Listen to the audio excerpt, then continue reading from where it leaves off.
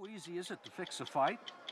From New York City, New York, please welcome Mark Gastineau! If Parker were able to get Gastineau to a 12-0 record, Foreman would fight him. So that was the mission, 12-0 in George. And all you had to do to get this multi-million-dollar purse was to come up with 12 guys that Mark Gastineau could beat. Correct.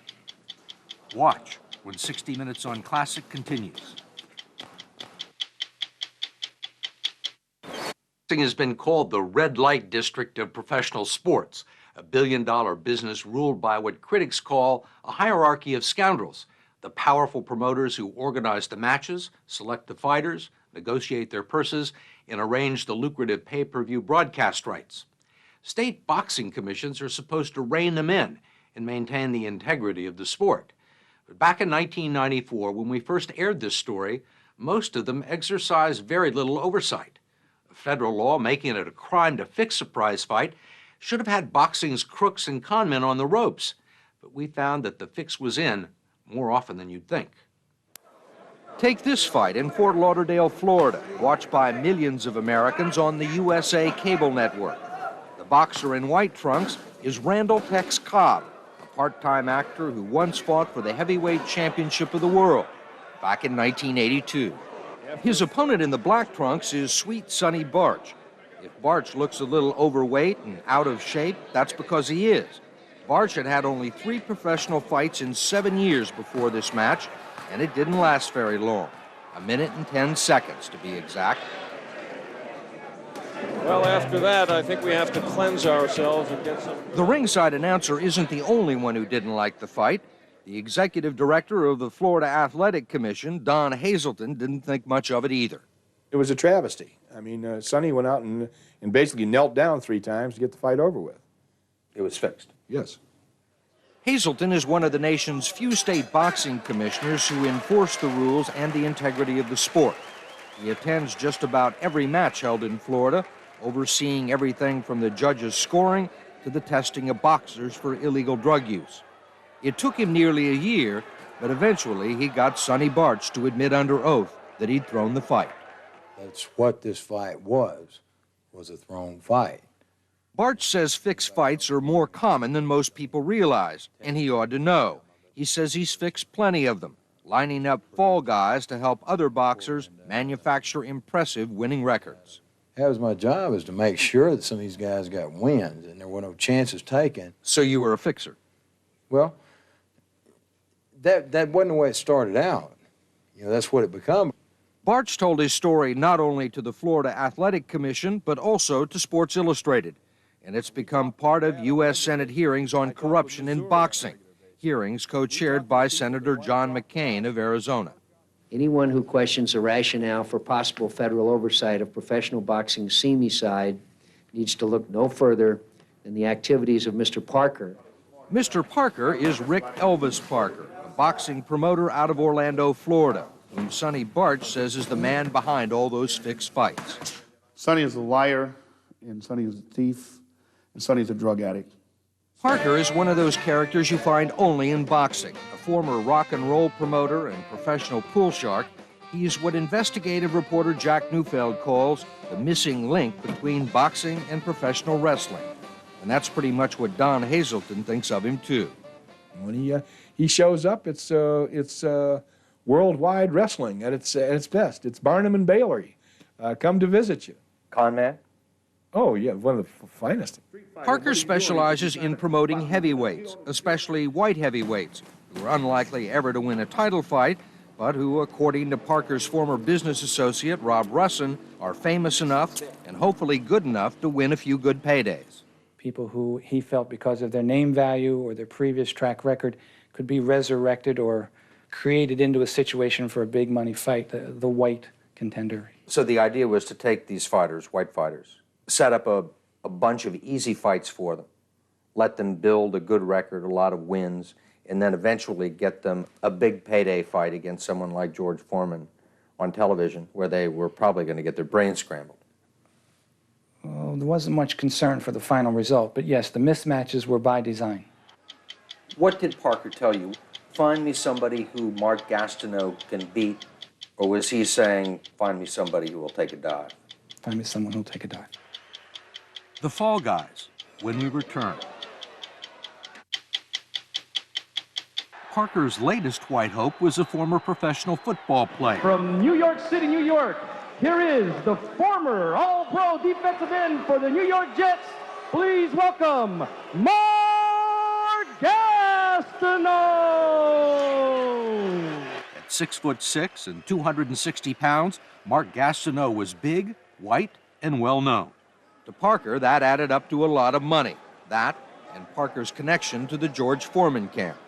Parker had had conversations with George Foreman's business advisor, and between the two of them had come up to a general agreement that if Parker were able to get Gastineau to a 12-0 record, Foreman would fight him. So that was the mission, 12-0 and George. And how much money would that produce for Rick Parker? Potentially multi-million-dollar purse. And all you had to do to get this multi-million-dollar purse was to come up with 12 guys that Mark Gastineau could beat. Correct.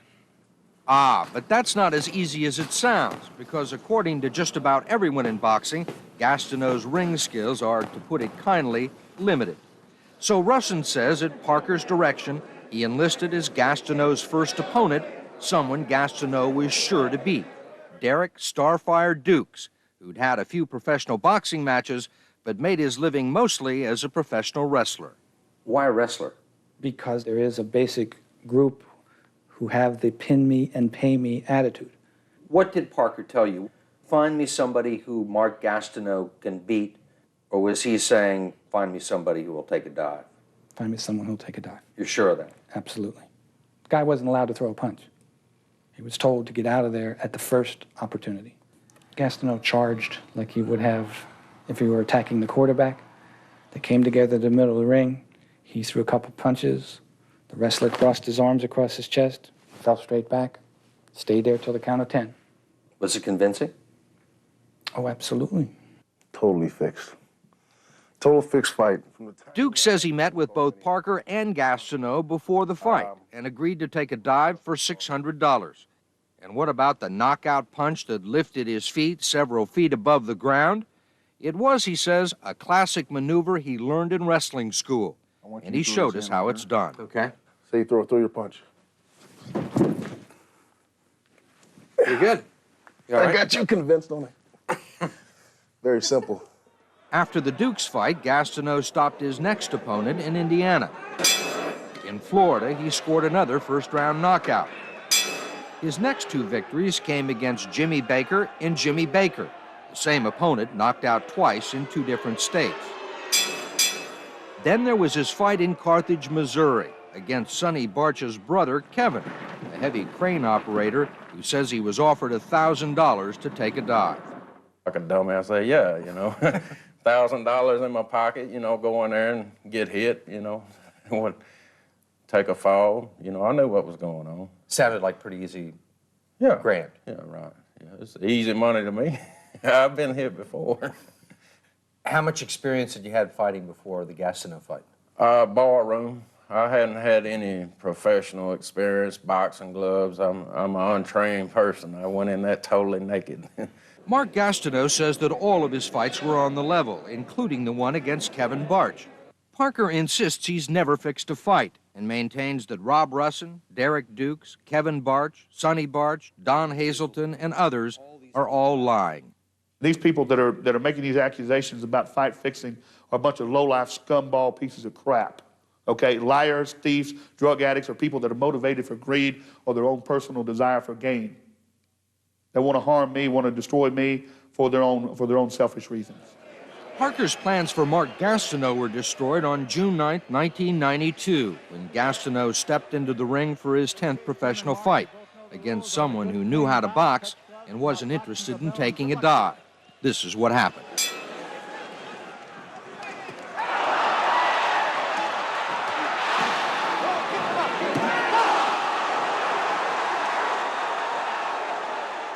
Gastineau got up but lost the decision, all but ending Parker's dreams of that one big payday, at least with Mark Gastineau.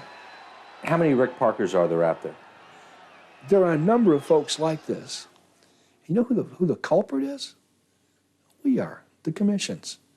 We let them exist. If you suspend a fighter because he's thrown a fight and you won't let him fight, why do you allow people that handle these people to do business in your state? The commissions are at fault doing that. Hazelton has turned his investigation of Parker over to the Florida Attorney General's office for criminal prosecution. Whatever comes of the case, he says for now, he's satisfied that he's done everything he can. When you've got a problem in your house with pests, whether it's roaches or mice or whatever, sometimes it helps if you just turn the lights on. Promoter Rick Parker was never indicted for fixing fights in Florida. Prosecutors there were still working on the case when Parker was shot dead in an Orlando hotel room in 1995. His assailant was a fighter named Tim Doc Anderson, the same boxer who had declined to take a dive against Mark Gastineau. Anderson claimed that Parker had retaliated for that by having him poisoned and had also threatened his quadriplegic sister. He was convicted and sentenced to life in prison. That's this edition of 60 Minutes on Classic. I'm Steve Croft. See you next time.